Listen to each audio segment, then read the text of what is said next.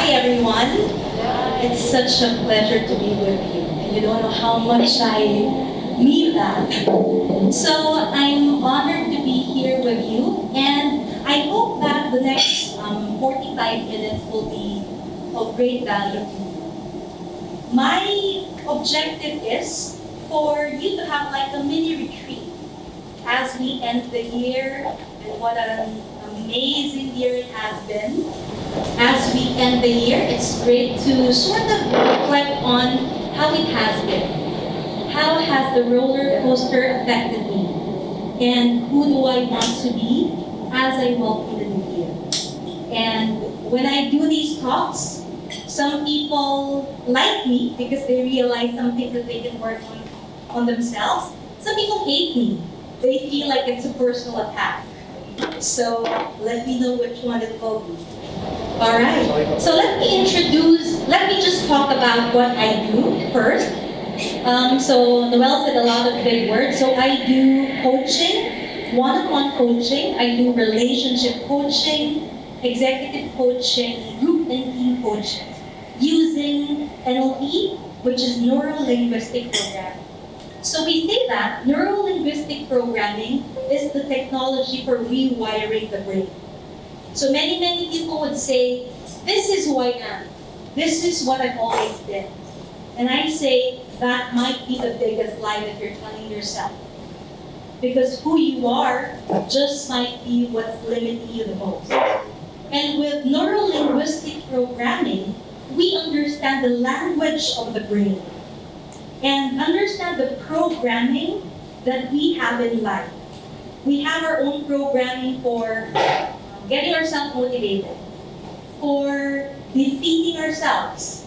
So you'd be familiar with self-sabotage. All of these are allowed to be given language and structure and be called a name with neuro-linguistic programming. So I didn't expect Noel to introduce me. I'll just show a bit of the things that I do. So that's who I am. Next slide. So I've been called the love expert.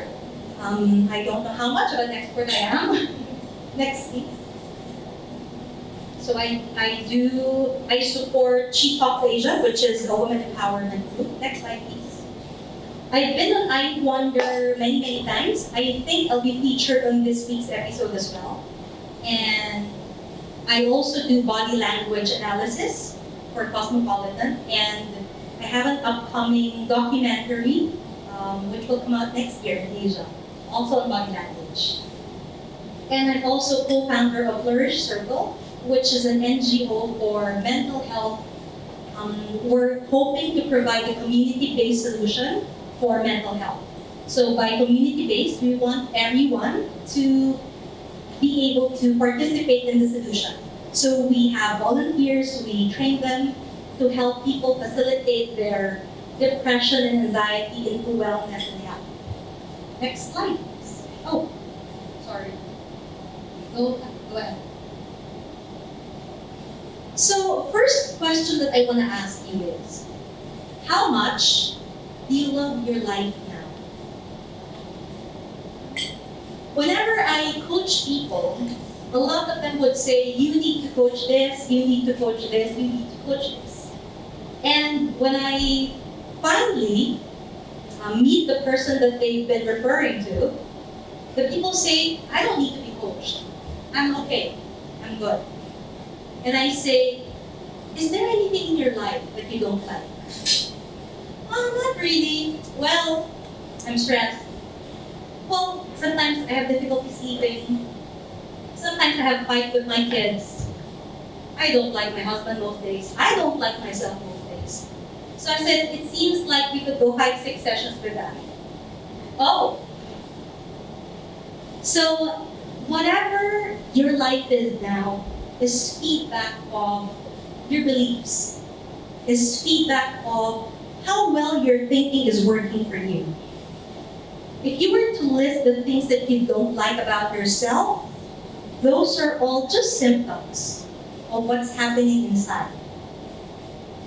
So I wonder, just in those that I'm saying, what pictures are flashing in your mind? If only I could blank. If only this person could be blank in my life, I'd be happy. Abraham Maslow, sorry that's too loud. Abraham Maslow, who came up with the self-actualization model, hierarchy of needs, if you're familiar, says that a musician must make music, an artist must paint, a poet must write, if he is to be ultimately at peace with themselves.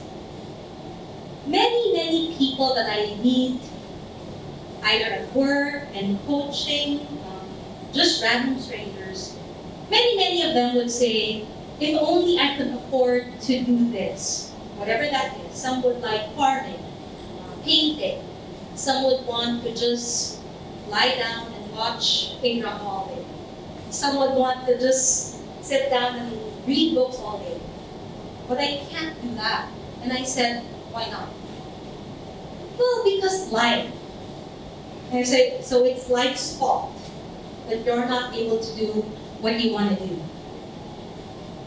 And every time people say that, I start thinking, what is this person's beliefs? How is this person limiting himself or herself from being the best that they can? I just left PNG after 14 years.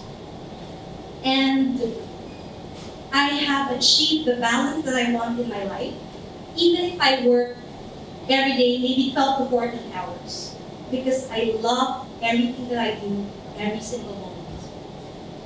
And whenever I tell people that, they go, oh, buti ka pa. Oh, you're lucky. And I say, I'm not lucky. I work for it. It took me almost 10 years to get me to where I am. When I was in my early 20s, I had a goal. I said, I want to get to a point in my life where I wake up every day and I thank God that I'm alive. And that took a really long while for me to get there. Every day when I was in PNG, I would hate everything from my bed to myself to the water. I blamed everything for a bad day, for making me stressed.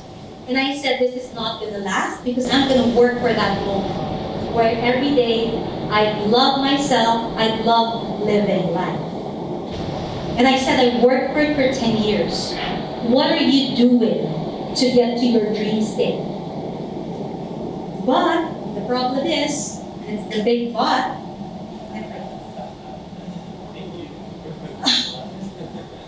Michael's thanking me. We'll talk later. So my question to you is, and it's quite a small group, so just feel free to speak up if you're able to. What is stopping you? If you think it's someone else, if you think it's life, if you think it's the world, you're on the wrong track. Because if you start that way, guess what? 5 years from now, you'll be exactly where you are. Because life will always be like that. Or the world will be like that if you treat it that way. You get what you give energy to. So if you blame it on someone else, then try again. With the many people I've talked to, and I probably have maybe more than 1,000 coaching hours already. The one thing, so I was thinking, what's common among these people? So I coach people from 10 years old to almost 70, people in their 70s, from different walks of life. Some would be CEO, hiring thousands of people, to someone who's just fresh out of college, trying out their life, trying out the real world. The one thing that I think is common is loyalty. I haven't drunk anything. You're probably thinking, what's she smoking? So, what are you loyal to when it comes to, next slide please, I'm so sorry. You're gonna hear next slide, please, like 50 more times. Is your identity. What do we mean by identity? Identity is how we define ourselves. When you talk about yourself, what are the things that you'd normally hear yourself say? I am blank. I do this. I wish I could do more of this, but I can't do this. I am not good in business. Oh, I'm not good in dealing with people. Oh, I don't know how to talk to strangers. I don't know how to sell. These are things that people would normally define themselves with.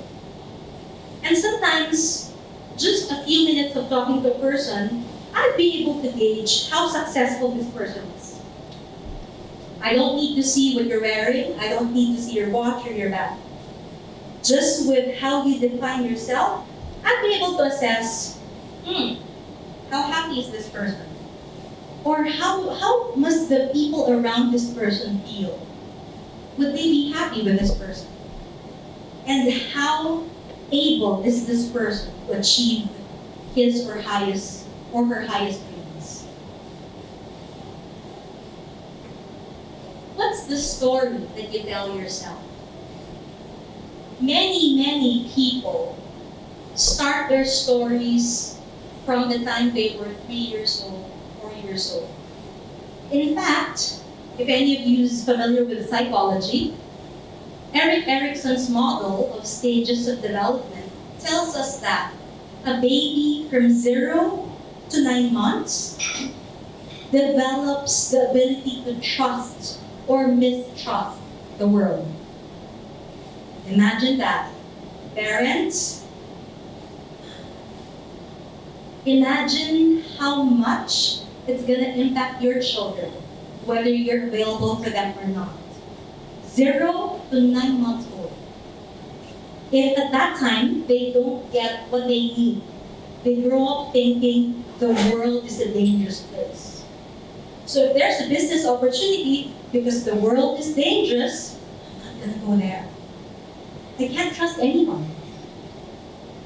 Once they grow up to 2 years old, they start having boundaries. They start saying, no, no. Terrible twos. And when parents say you cannot say no, 30, 40 years later, their boss tells them to do everything. I'm stressed, I can't do it anymore, but I'm going to do it. Because they lost that ability to say no. 6 years old, they start to do something. Mama, I want to dance.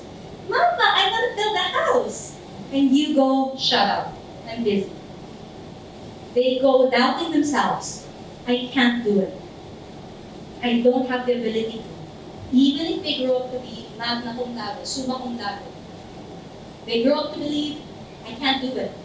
I'm not allowed to do something that's beyond the rules. But who gives you the rules? So think about that. The rules that you've been living by. I can't do that. I'm not able to do that. Is that allowed for me to just approach a stranger? Is that allowed for me to say no to authority? Whose rules are you living by? And there's no right or wrong. The only question is, do you like your life now? Because if you don't like your life, it's probably the wrong rules that you're following.